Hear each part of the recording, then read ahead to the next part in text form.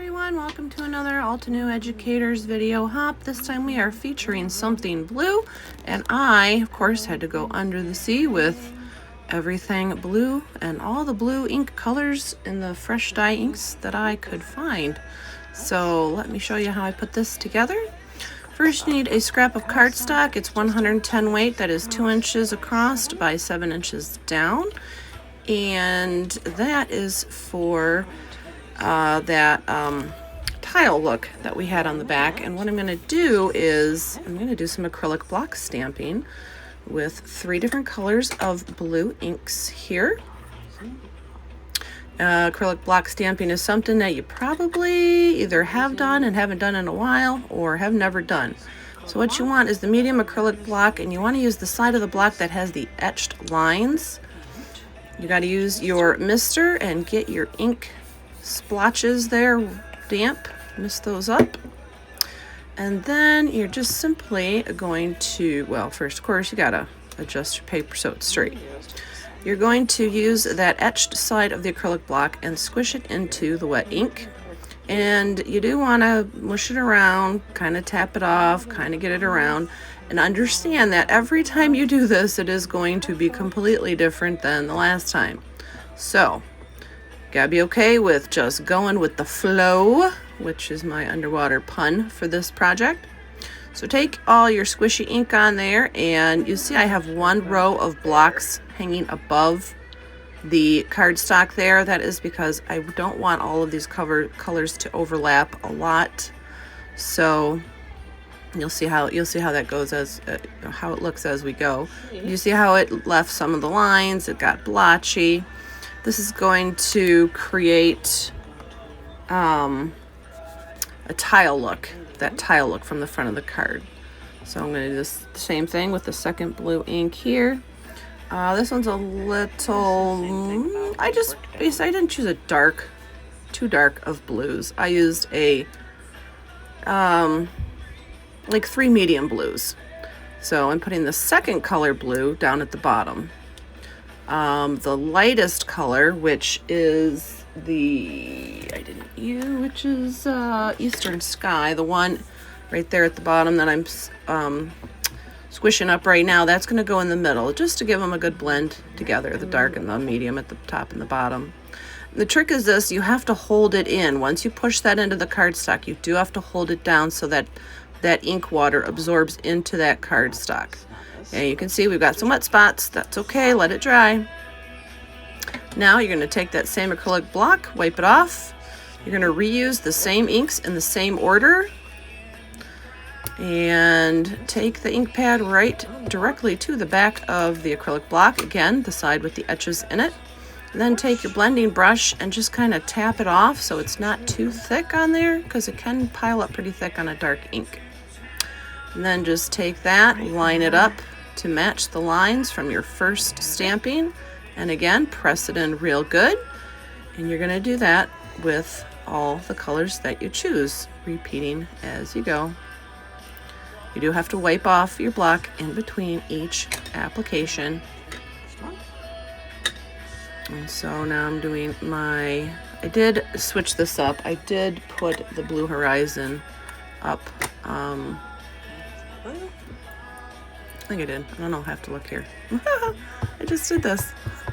Tapping off the Blue Horizon, and I'm putting that over the Eastern Sky in the middle just so that you can see it a little bit better. I did still want to have some definition on those lines. So I used the Eastern Sky in the middle section and at the bottom section.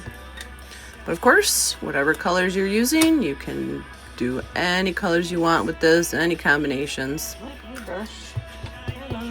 It would be cool to maybe do some green line stamping over the blue splotches if you wanted, to try some different color combinations. I highly recommend that, experimenting with it, see what happens.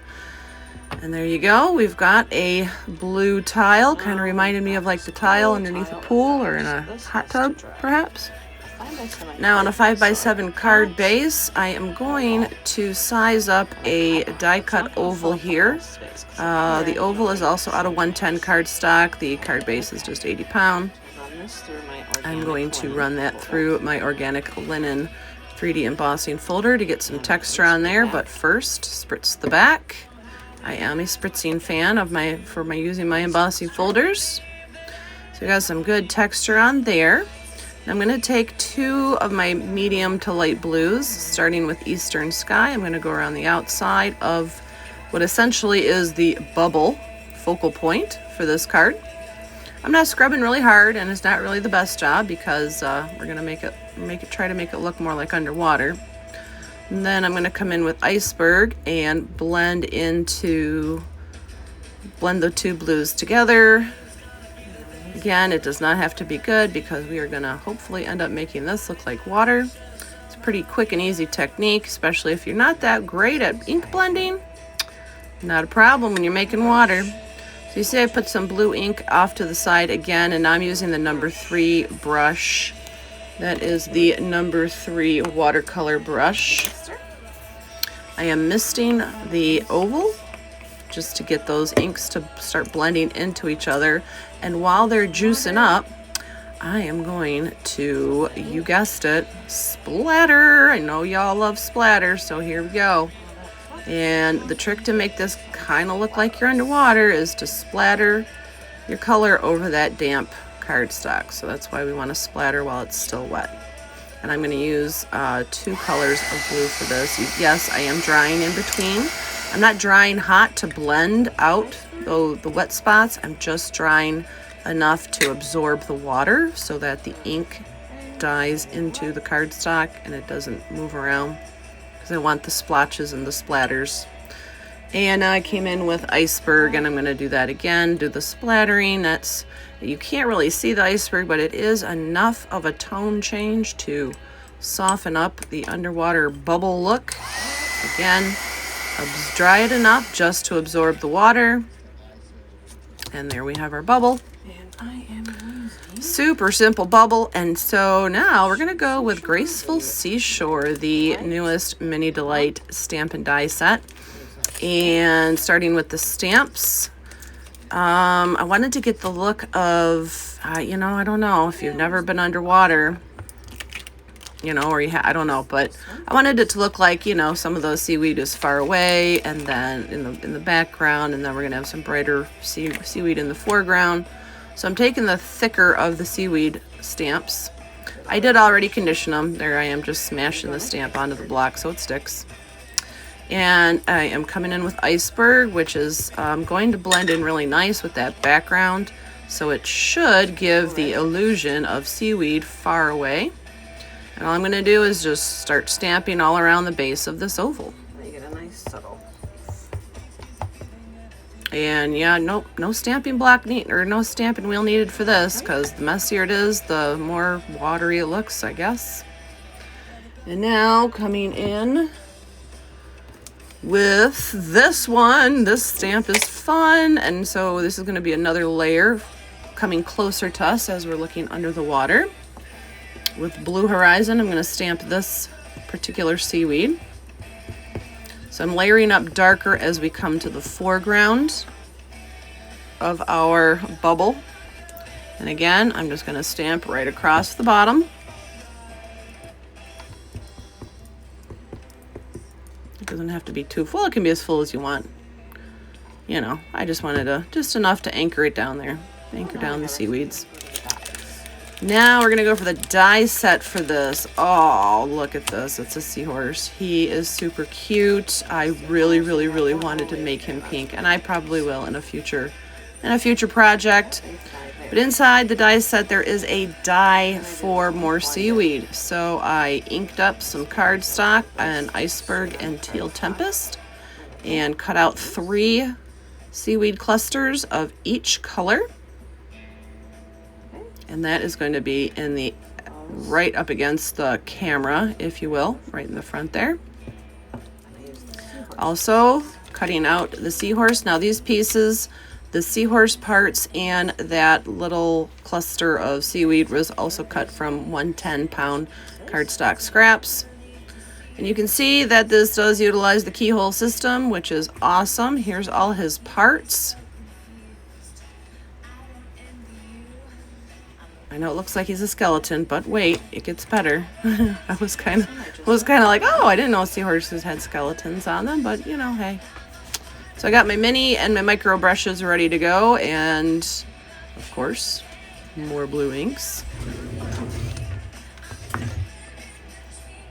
And because he's layered like that, what I'm going to be doing is blending dark and light blues together, so that once you layer up his skeleton there, it'll give him some good 3D effect. That's what we're going for, 3D effect on our starfish. Starting with pool, and I switched up to pool because it does have more greener tones, and everything that all the blues that I've used on the project so far have had a blue undertone. So this is going to help set him off a little bit against his background. On his underside. And now I'm starting with darker blue. That is Tide Blue. And I'm only doing his back, the back of him there. Because like I said, I want to give him a good 3D effect. And so I figure his belly was probably going to be lighter. I've never seen a seahorse in real life. I don't know. I thought they were purple, so I have no idea. But this one's blue. So we're starting with some shadow. And when I'm doing 3D dimensional look with ink blending, I do tend to start with the darker color and then feather it out with a lighter color. So now I'm coming in with the pool and blending out his shadow there. I think that when the inks settle onto each other, it just seems for me, I like it. I think it works better when the light settles onto the dark rather than when the dark settles onto the light. So I start with the dark and I add the light. So now we're going to have, look at those colors. Isn't he pretty? He's a very pretty. I have to do these in pink glitter. You know they're going to be in pink glitter someday. All right, next piece is his skeleton. Now this one I'm keeping very, very light because I don't want to lose the white bone structure there. So starting with the pool this time, just again hitting his back and very lightly feathering it into those bones. I don't know what they're called. Bones, seahorse bones. Anyways, I am putting color on them, but it's very, very, very, very light because I want it to stand out. I want to make sure he looks really, really good on the front of this card. So that's going to be a good contrast. And then I am going to take a little bit of the dark blue and just hit his spines on the back there just for some shadow. I love doing that. That's just such a pretty color combination. And that again is Tide Blue with Pool. Now my Tide Blue is in the dye ink pad. I don't have that in the fresh dye ink. Excuse me. If you were wondering, I just don't happen to have it. So there we go. Very simple and quick. And now for the parts. This is his back fin. Again, starting with the pool. Doing his parts basically the same way I did his spiny layer. Just blending the pool onto there. And then this layer, you won't see this layer, but I colored anyways, just in case any of it might pop out. And then his head. So all his fun parts start with pool.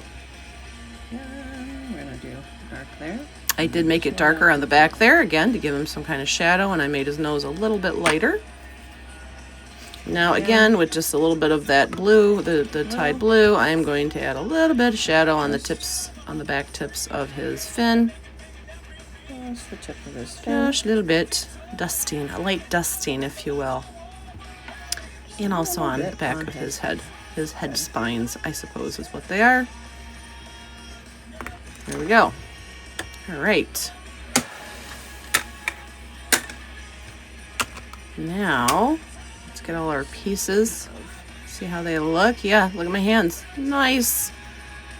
And they're going to be that way probably until the next video hop, because blue is great. We're gonna put a little all right, let's glue them together. So, layer one, the body. This one. And of course, we're going to use the keyhole system. Fin goes next. Now I'm only putting glue on the part of the fin that attaches to the keyhole, and I'm holding it down, and with my tweezers, I'm pulling up on it to make it look like it's coming off of his body. Three. Next is the spiny layer. And what I do is I put a little puddle of, I spread out a little puddle of glue on my silicone mat there, and then I press the die cut pieces into it so that I don't have to figure out how to get my glue nozzle on all those tiny little parts. So there he is with his spines. This is a very, very easy die set.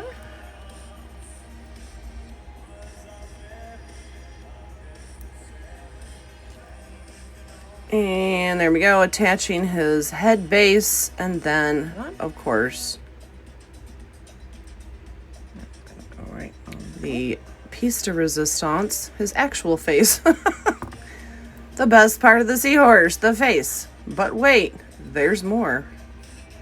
First of all, how cool is that? I just think that's amazing. Super cool. But I had to keep going, so I took the black and white acrylic dots. And of course, he needs to have a little eye. All right, there we go. Make sure that's on there nice and tight. And then why not? How about a little heart? Let's give him a little heart. Seahorse love. Give him a little heart, because he's full of love and fun. I do love having a good stash of acrylic dots and hearts and shapes and things in different colors, because you never know when you need to add that cute little touch there. Works great. All right, here's the card base. We're going to assemble everything together. I am removing my messy mat so that I can use the lines on my cutting board. So here's our nice. We're going to first attach our blue tile. It can go up or down. I turned it around just to show you. It can go up or down, whatever direction. Doesn't matter. It's just for effect. I'm using a paperweight to hold it down so that I can keep it straight while I attach it, and I'm just gonna use regular liquid glue on it. And that's a lot of glue I guess I'm putting on. Okay, I'm gonna leave a 1/4 inch showing on the back side there, all the way up and down. Make sure it's straight. Squish it down, good to go. Next comes in the bubble. Here's our bubble. Now the bubble, we're gonna leave it again where we have room to put a sentiment at the top and the bottom.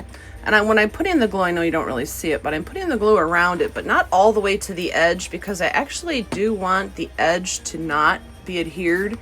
2 reasons. One reason you'll see shortly, but it's a way to add depth to the card without adding foam dots. Like, I like the idea that it's a bubble and I wanted it to be floating, but if I used foam dots, this card would start to get really thick. So I didn't put glue around the edge there, because the glue I did put in the middle of the oval, when it dries, it will shrink up the fibers and pull at the edges of the oval, so they'll kind of elevate just enough to give you a little sense of depth without too much weight.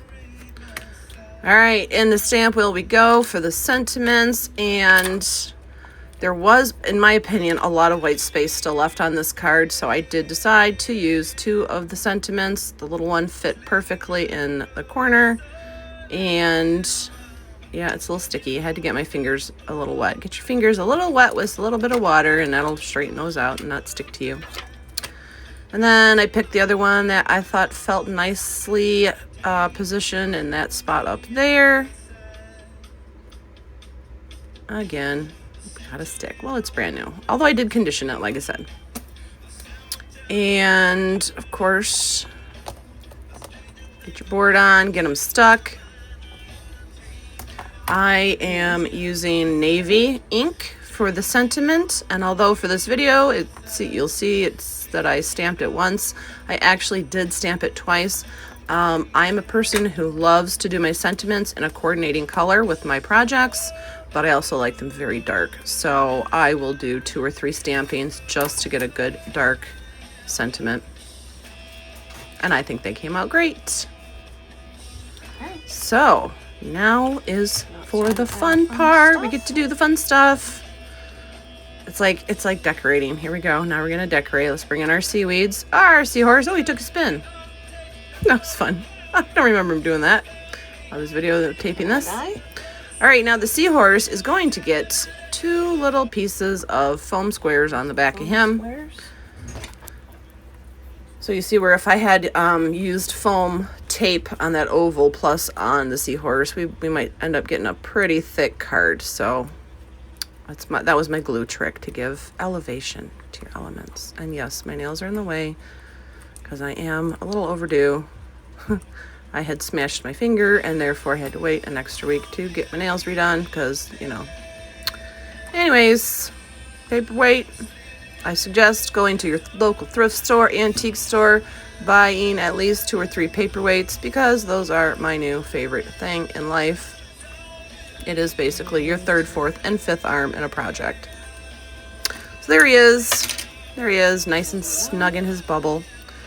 And we need some more glue because now we're going to add the foreground seaweed. Starting with the lighter ones, again, to make them look a little further away. And I'm going to put the glue on the bottom of these, not on the tops, because I want them to kind of float off the page of the card as well. So again, by putting glue on the bottom and pressing so that when it dries, it will kind of pull at the cardstock and elevate some of those leaves a little bit. I don't know if they're called leaves, if it's seaweed.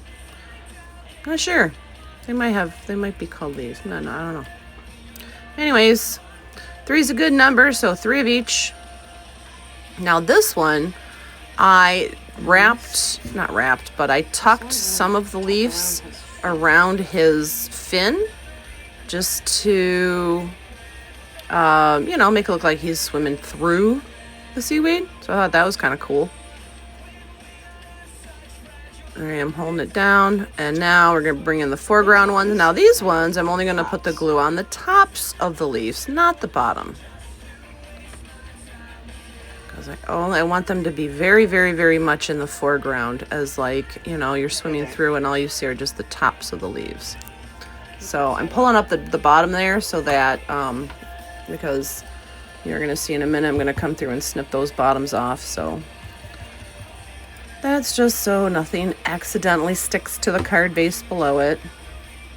Now, yes, I could have added these to the oval and then trimmed them and then glued the oval. And of course, I thought of that after I put the whole thing together. So I do recommend doing that in the future. But if you don't, just make sure you bend up the bottoms so that they don't stick to the card base, and then you can come in and cut them off, as you will see me do in a moment. I'll press them down nice and good, but again, don't let them stick to the bottom of the card base. Okay, I think he looks great. Yep, here I am trimming off the base of those other seaweeds that we just put on. Apparently my snips here need to be a little sharper. Maybe they're getting old, I'm not sure, but I do a lot of fussy cutting. So there is, shake off the other stuff. There is the foreground seaweed. And one of the pieces that I cut off, I decided to put back on just to fill in a spot. So I'm going to trim that up a little bit. And drum roll, please. Might be a long drum roll. There it is. There's our seaweed bubble seahorse fun card. And now for some sparkle. I don't usually use a lot of sparkle, but a very dear crafty friend of mine gifted me with some amazing gifts, some amazing Altenew products, which included sparkles.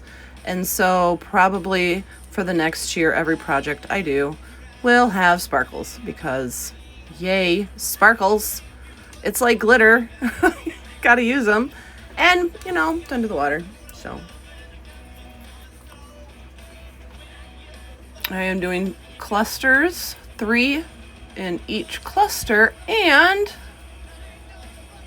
3 clusters. How about that? Filling in some good space. And these gems, those sparkle gems, stick so well I will say in the past, with other sparkles that I've used, they wouldn't stay, but these ones, the sparkle gems, are great. So there you go. Thank you so much for joining me. Make sure you give everyone some love on the hop. Follow along. Let us know what you think. And of course, check out the video description for all the details of what I used in this video. Thanks so much. Bye.